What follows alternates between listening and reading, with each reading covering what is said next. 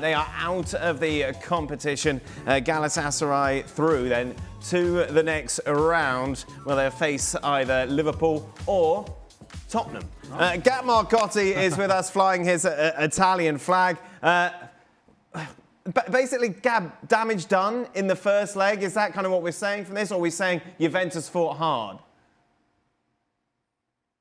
I think from Juve's perspective, I mean, you saw the reaction there from the fans. I think people are realizing that there is a lot of fight in this team. They screwed it up in the first leg. It's their fault. I mean, you know, getting a man sent off in both games, you can't do that. You will pay the price. But I think they showed enough fight back. They showed character. They played, 75 minutes down to 10 men, if you count the extra time. They certainly had more chances. We saw that more than five expected goals in this game. They hit the woodwork.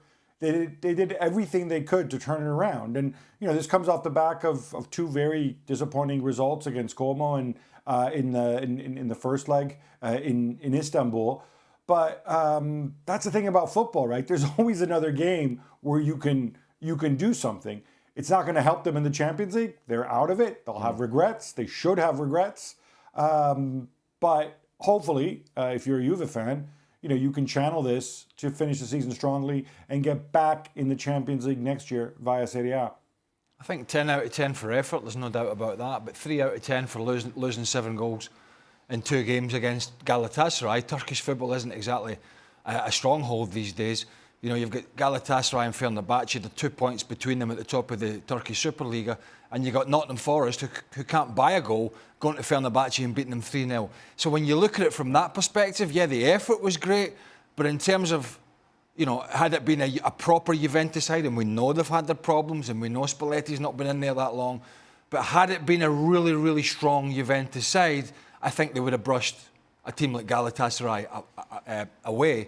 And dealt with them pretty easily, but it is not, and they paid the penalty for that. But in terms of tonight, a really, really brilliant effort, and I do feel that was a harsh call on Lloyd Kelly. I mean, unless you're coming down with 2 feet strapped together in a game with so much on the line, that was a big call, obviously, and one. You saw his reaction when he went off. To me, there was no intent in that. But the referee saw it differently. Well, is that leg supposed to go out like that when you jump? And now you're sort of kind of evaluating how a player jumps and how he's supposed to land. And in that regard, I think this is where we get in this sort of gray area with VAR. But the more you see the leg going down the back of the player, while it is harsh, while Kelly's looking at the ball, it's difficult if you're the referee, once you send to VAR, not to say, man, that looks bad, it looks terrible, this is a red card. As it pertains to today's game, while I agree that Juventus' effort was outstanding and it was recognized and acknowledged by the fans, I would also say that when they scored the 3rd goal by Weston McKennie and they had all the momentum and Galatasaray were hanging on, even playing a man up, they were hanging on. They didn't know what to do. They were frozen by fear. Juventus did Galatasaray a favor by taking a step back. See, they got to the point to where they tied it up and it felt like, well, job done. Well, job not done, because you make it through 90 minutes, but now it's just tied.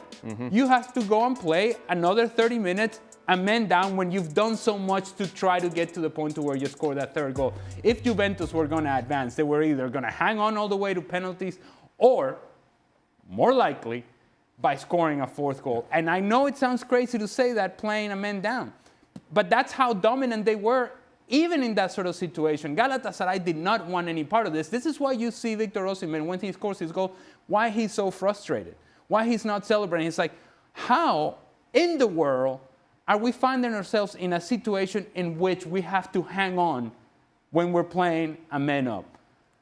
I think there was, I hate to call it like this, and I hate to describe it like this after the effort we've seen from Juventus, but there was a wasted opportunity in those last 10 minutes to really push and see if you could make it all the way back. Gab, a word on Kelly's red card. He was obviously already booked in the game. Yeah, and you could say you need to be more difficult, but look, I mean, Lloyd Kelly's, I mean, he's not looking at the player. He he can't tell what's happening beneath him. So for me, it's pretty straightforward. That yellow card was harsh, and he should not have been sent off. And as to what Ali says, you have to 100% agree. They did create enough chances to win the game in the 90 minutes. Hitting the post and whatnot. I think at that point, once you go into extra time, a man down, it gets really, really dicey, and I think that's going to be a huge regret for Juve. You take a look at the opponents that have knocked Juve out. What, since 2019? It's not exactly a list of who's who of Champions League football, Gab. No, it's not, and I think, although Ajax do have a glorious past. And these are the issues. And, obviously in several of those, they had a certain Cristiano Ronaldo. But I think those circumstances are very, very different because, this Juve team are in a rebuilding phase. That team with Cristiano, which was 3 of those times that they were knocked out, that was a team that was supposed to go and win the Champions League or at least really challenge for it. I don't think you can argue here that they underestimated the opposition, even though it was Galatasaray. They just laid an egg in the first leg. Maybe even somehow psychologically forgot that without the away goals rule, it really is a first half and a second half, and you have to treat it like that. And so if you give up, Craig talked before about them conceding 7 goals. Well, I think 5 of those 7 goals were conceded at 10v11. You can't put yourself in those situations.